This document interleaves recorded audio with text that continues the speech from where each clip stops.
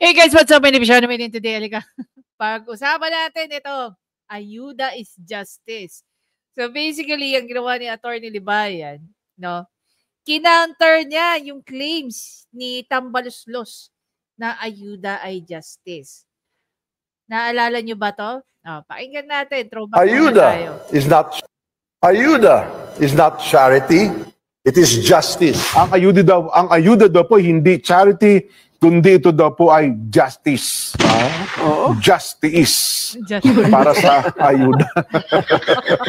Ay, nako. May entry dito si Atty. Libayan. Alam niyo kung bakit? Pag-usapan natin yan after ng intro ko.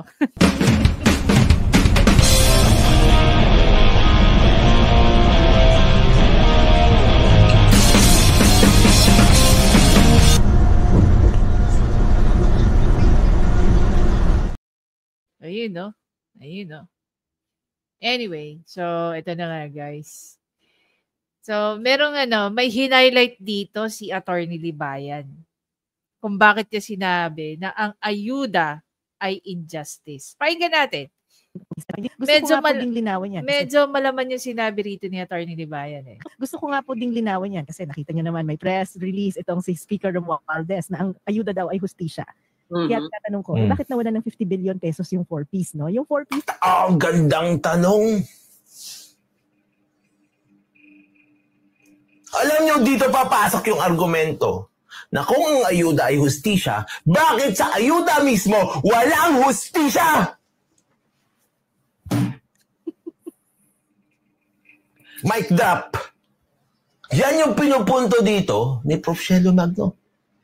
Kung ang ayuda ay hustisya, bakit sa ayuda mismo walang hustisya? Tignan nyo nangyari. Gusto ko nga po ding linawin yan kasi nakita nyo naman may press release itong si Speaker Romualdez na ang ayuda daw ay hustisya. Kaya tatanong ko, bakit nawala ng 50 billion pesos yung 4-piece, no? Yung 4-piece po kasi institutionalized social protection program na yan. Malinaw na. Conditional po yan. Bibigyan kayo. Ayuda is justice. Pero, pangit ang trato nyo sa 4-piece, which is also ayuda.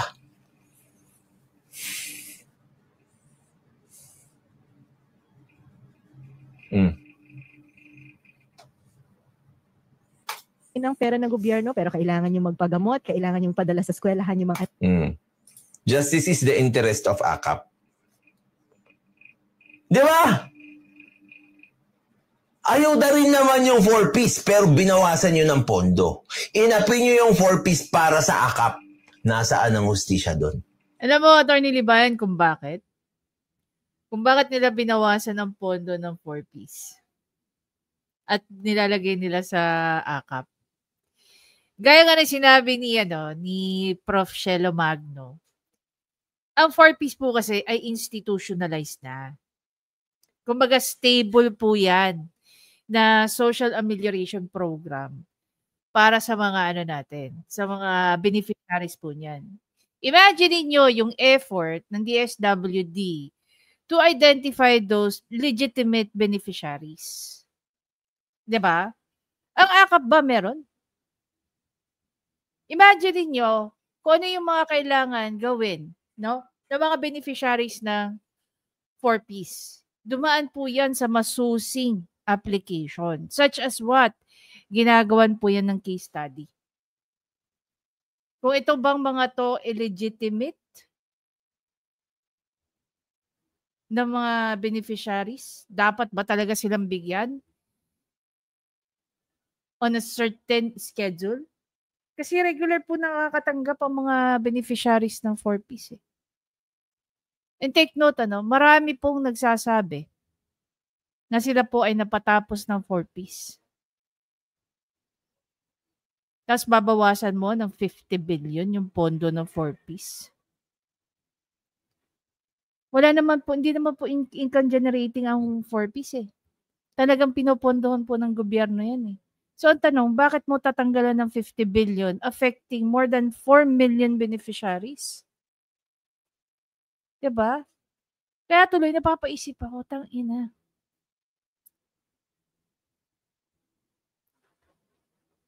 Imagine niyo, no? Nung napunta si Erwin Tulfo sa DSWD, akala natin mare-reform ang services ng DSWD. Pero one of the things na trinabaho, ayon na rin sa kanya, no? Ayusin niya ang database ng 4Ps. Inuulitin natin, minsan siya na rin na nagsabi na siya ang brainchild ng AKAP. Which is ang AKAP, pinaglalaban ngayon ni Romualdez. Bakit? Diba? Akala natin maayos ni Erwin Tulfo noon ng DSWD at ang database ng 4Ps. Pero bakit ganito yung nangyayari? Anong ginawa ni Erwin Tulfo?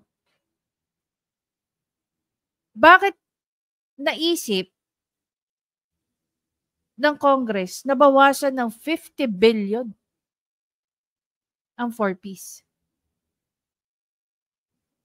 Ano kaya pinopose dito ni Erwin Tulfo? Kung meron man, ha? Diba? Ano ang naging proposal ni Erwin Tulfo para magkaroon ng idea ang Congress na bawasan ng 50 billion ng AKAP, ay ang 4Ps, at i-create nila ang AKAP? Diba? Balik tayo. Actually, inapin niyo yung Pilipinas, inapin niyo yung PhilHealth, inapin niyo yung Department of Education, inapin niyo lahat ng mga magagandang proyekto ng gobyerno para sa AKAP. Nasaan ang hustisya doon?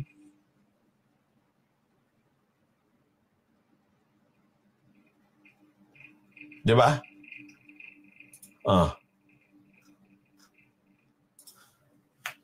Yan. Bibigyan kayo ng pera ng gobyerno pero kailangan nyo magpagamot, kailangan nyo padala sa eskwelahan yung mga anak nyo, kailangan mag-upgrade ng skills. Kasi malinaw na kapag nagbibigay ng ayuda, kailangan mag-exit program mula sa kahirapan.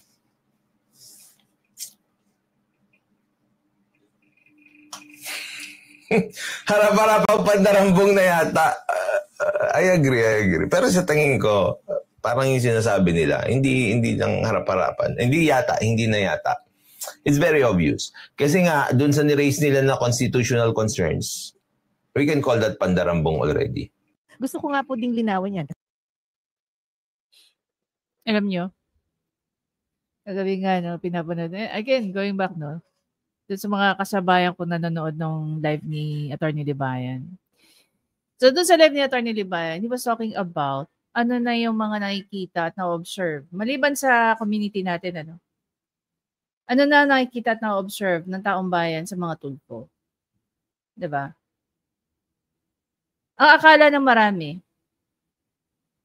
si Atty. Libayan lang nakakita. Sa totoo lang, si Atty. Libayan lang ang may pinakamalakas na boses. May mga bagay na inopen si Atty. Libayan patungkol sa mga maling ginagawa. Simula pa nung RTIA days ni Raffy Tulfo hanggang ngayon na siya ay nasa House of Representatives, ay nasa Senate. Pero in truth,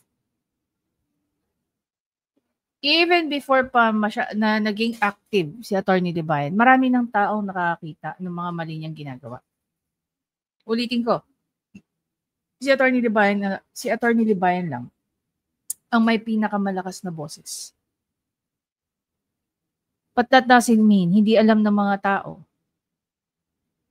yung ginagawa ni Raffy Tulfo o sino man sa mga Tulfo. May it be Erwin Tulfo or Ben Tulfo or Mon Tulfo. Baka nakakalimutan nyo. Matagal ng newsmaker si Mon Tulfo. Not in a good way but in a bad way. Di ba nga, sinapok-sapok niya ng mag-asawang Raymart Santiago at Chaclo de Barreto sa airport dati. Gano'n ba karaming kaso ang meron si Ben Tulfo? Ben Tulfo I'm not sure kung ongoing pa yung kanyang libel case. Mon Tulfo, same. Convicted both si Raffy Tulfo at si Erwin Tulfo. Diba? Sige nga. Tapos kanina nga, no, napanood ko yung isang video ni Atty. Libayan. Humihina na po. Nasusuka na po ang taong bayan sa mga pinagagawa ng mga tulpo. Ngayon, kung babalikan natin, ano ang naging role ni Erwin Tulfo dito sa ano? Kasi kung papansinin nyo, no? Lahat related sa DSWD. Tapos sasabihin pa nila, ito pa yung nakakatawa. Ayaw nilang tanggapin na itong AKAP, hindi naman talaga DSWD program. Ginagamit lang nila ang DSWD para lang ma-justify nila na ang AKAP has nothing to do with the legislative branch of government. Diba? Oh. Sige nga.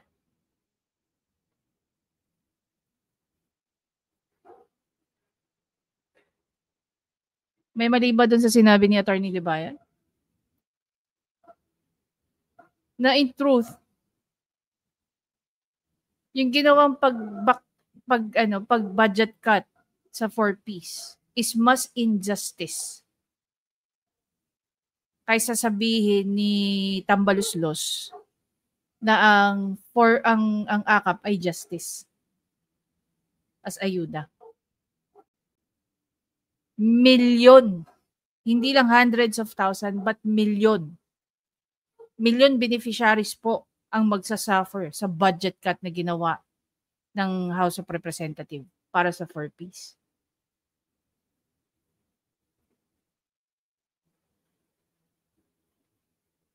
Ano, sino naman susunod na magkakaso kay Atty. Libayan? Itambaluslos? Dahil finact-check ni Atty. Libayan, yung totoo,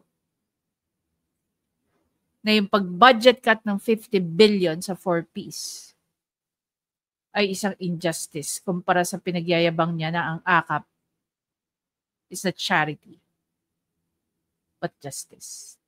Anyway guys, again, maraming salamat sa panonood. Please don't forget to subscribe, like, at i-comment nyo na kung nag-agree rin kayo sa sinabi ni Atty. Libayan na yung pagkawalan ng 50 billion na pondo sa 4Ps ay isang injustice. I'll see you guys in my next video. Bye!